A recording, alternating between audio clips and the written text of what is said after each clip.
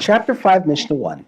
The first 5 Mishnahs of this chapter list more disputes in which, according to some Tanaim, Beis Shammai rule more leniently than Beis Hillel. Rabbi Yehuda says 6 additional matters are to be counted among the disputes in which the more lenient rulings are from Beis Shammai and the stricter rulings are from Beis Hillel. The first dispute concerns the tumah of a nevela, an animal that died without shechita. In addition to being forbidden to eat, the meat of a nevela, plural nevelos, is an av hatuma, primary source of tuma.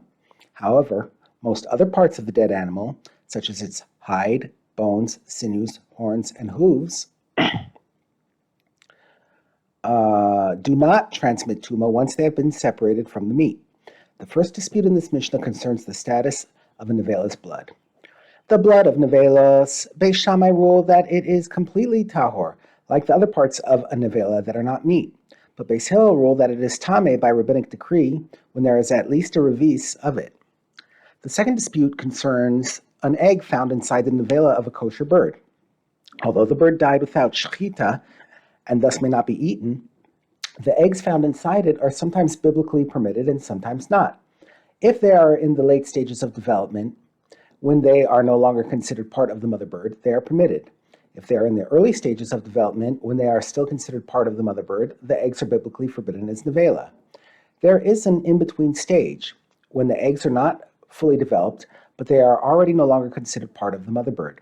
The rabbis prohibited these eggs out of concern that they might be confused with eggs in the earlier stages of development.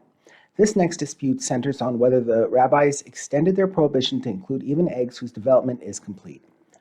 An egg found inside the nevela of a kosher bird, if there are eggs like this one being sold in the market, meaning that the shell has completely hardened and the egg is as fully developed as any found in the market, the egg is permitted to be eaten even though it was taken from inside a dead bird.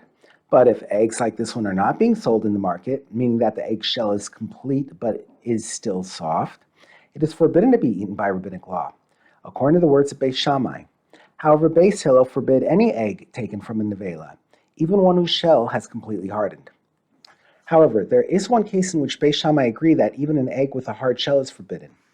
But Beis Shammai agree that an egg found in a dead bird that was a treifa is forbidden, even if its shell has hardened, because it developed in a bird that was forbidden. Usually, a woman who experiences a flow of blood from her uterus becomes tameh as a nida or zava. When this occurs, the blood that flows from her is tameh as well. The next 2 disputes concern the status of blood that flows from 2 types of women who do not become tameh as nidos or zavos. Although these 2 cases are listed together, since the reasons for the dispute are different, the Mishnah counts them as 2. The ordinary blood of a non-Jewish woman and tohar blood of a Jewish mitzoras who gave birth, Beis Shammai rule that their blood is tahor, whether it is still moist or is dried. But Beis Hillel say in both cases the woman's blood is treated like her saliva and urine. Just as her saliva and urine are tameh, but only when they are moist, so too her blood is tameh, but only when it is moist, not once it has dried. The Torah decrees that the land of Eretz Yisrael be left unfarmed every 7th year, and that whatever grows on its own in that year be left free for anyone to take. This 7th year is known today as the year of Shemitah.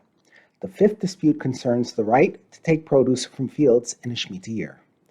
We may eat Shemitah produce from someone else's field, either with an expression of thanks to its owner or without an expression of thanks to him, according to the opinion of Beis Shammai. But Beis Hillel say a person may not eat the produce with an expression of thanks to the owner of the field, since this would make it appear that the owner had not left the produce free for anyone to take, as required by the Torah. The 6th dispute concerns the laws of Tuma that apply to a certain type of utensil that was repaired. A leather jug that was punctured and then tied to close the hole.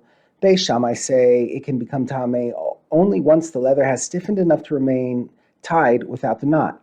But Beis Hillel say it cannot become tameh even though it would not remain tied without the knot.